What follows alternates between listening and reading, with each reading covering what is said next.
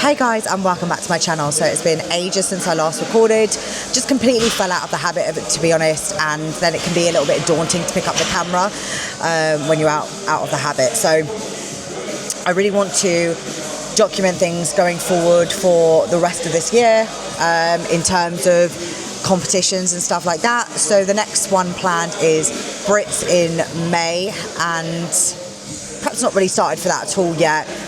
It's been all fairly non-specific, but I really want to record things in the lead up to that and the other competitions I've got planned for the year. So little catch up. The last time I recorded, I was just about to do the long and deadlift comp, which went well. I managed to hit a PB of 227 kilos on the deadlift, which is 500 pounds. So nice little milestone ticked off there. Then fast forward to January, I did England's Strongest Woman and won that in the 64 class. So again, another huge achievement. So far, back into 2025 and 2026 has been going well. So for now, training is pretty non-specific until we start to sort of slowly add in the events for Brits. But the weights are all very manageable for it, so it's just going to be about refining skills, building rep capacity, and all sort of stuff like that. So I thought I'd take you through my deadlift session today. So deadlifts, we've been working a block of paused, and that was on my sort of recommendation to Katie, because I said I don't want to get back up to pulling 200 plus like within the first few weeks, which tends to be the case, you know. The way things have been, my off-season work tends to be actually a lot heavier than my preps, just because of where my deadlift is in comparison to the numbers that are set for comps. So I wanted something to be like a little bit of a load limiting factor as such. So yeah, we've been pushing pause, and I've got sort of like an end goal for that in my mind before we move on to the axle for Brits. We're doing it on the stiff bar as well, so that's just like an extra challenge, but also I think that's going to transfer better over to the axle when I get to it, rather than training on a deadlift bar. So yeah, I've got triples on that today, just working up, which is what we've been doing for the past few weeks really. And the weight's just slowly progressively got heavier, so fingers crossed that I can hit the sort of top end of the numbers that I've been set today. Then I've got some lighter deadlifts afterwards, just normal pulls, followed by posterior accessories, so mainly sort of upper back work. So yeah, let's see how it goes.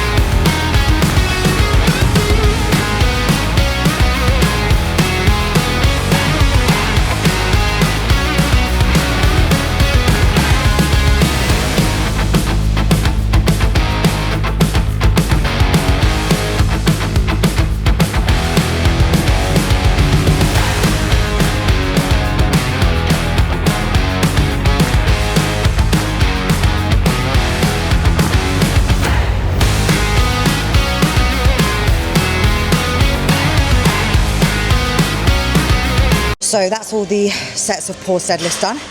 That was really good. The 170 moved really well, and I was given a choice of either repeating the 170 or going up to 180, and I judged by how it moved and how it felt that 180 was definitely there.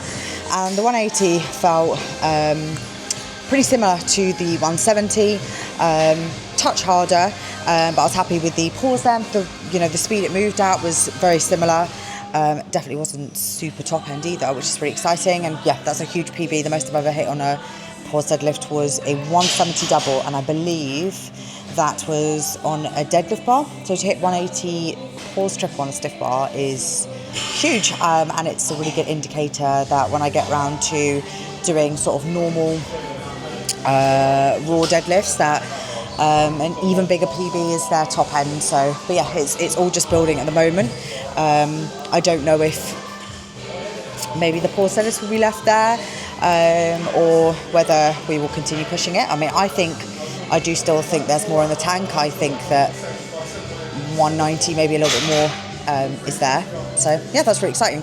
I've got some lighter deadlifts next, which are meant to be speed pulls, which I've done for 2 weeks now. These are a completely new movement to me. So I'm trying my best with them, but they still do feel a little bit odd. So I'm going to try not to overthink them too much and literally just try and think about pulling them at a decent speed. So I've got 3 sets of that. I can't quite remember the weight, but I think it's starting at like 100-ish, maybe 110. I need to double check. But yeah, good start to the session.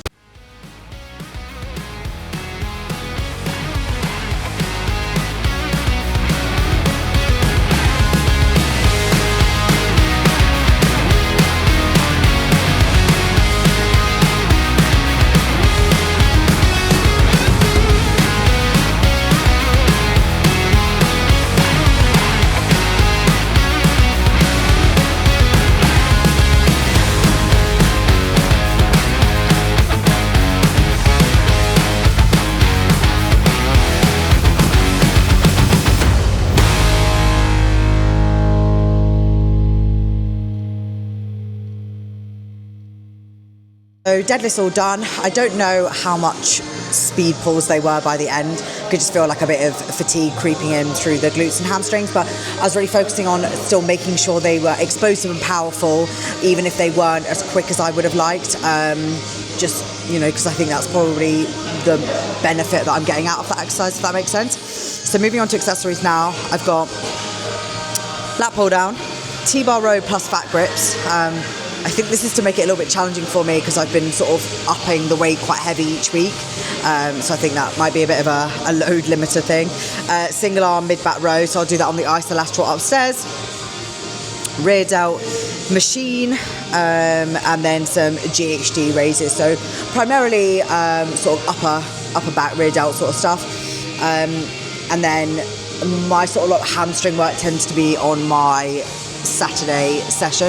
Obviously I have still hit my hamstrings today, but in terms of sort of direct work. So going to move on to that now.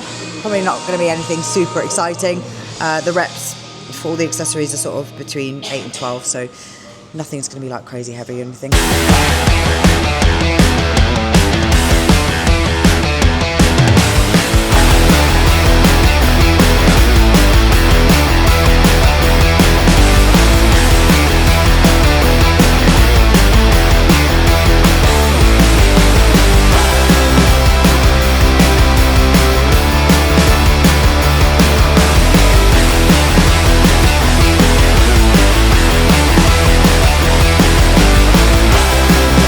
Wow, that was a lot tougher than I expected. I'm glad that I kept the weight low to start with. I thought I was going to be able to up it, but it's really, really tough on the forearms, which is, you know, to be expected. But I didn't anticipate literally using like 50% of the weight I did last week without the fat grips. I'm still feeling a really good connection. Like, it's enough stimulus for my back, while still, you know, working the forearms and my grip quite hard.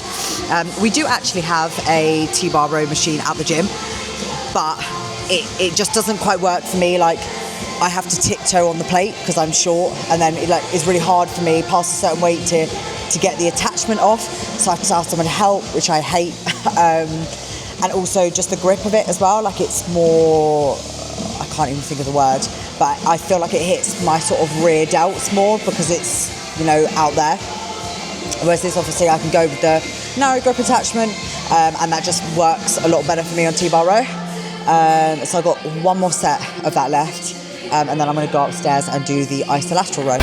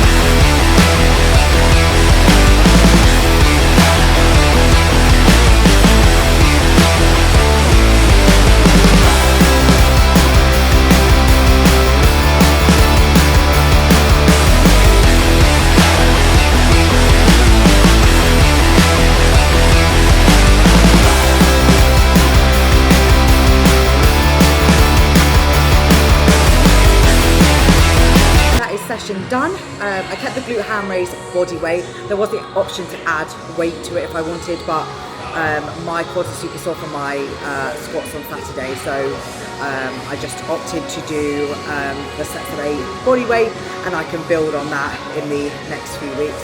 There is no rush on that, and I don't want to put any more weight through my quads on that pad. But yeah, I'm really happy with that session. The last sort of like 4 or 5 weeks since England have just been sort of like steadily building. Nothing like super exciting. Kind of felt a little bit like I was ticking boxes, which is fine. You know, sometimes I don't want to be like raring to go the whole time. I think that can lead to a bit of sort of mental burnout. I needed a little bit of sort of mental reset where I was just ticking the boxes, but I now feel like I've got that sort of sense of laser focus. You know, the training numbers are getting super exciting. You know, starting to hit PBs. So in a really good place, and feeling good for the rest of this year. To be hitting some, you know, good numbers across the board. And yeah, feeling strong. We will see you in the next one.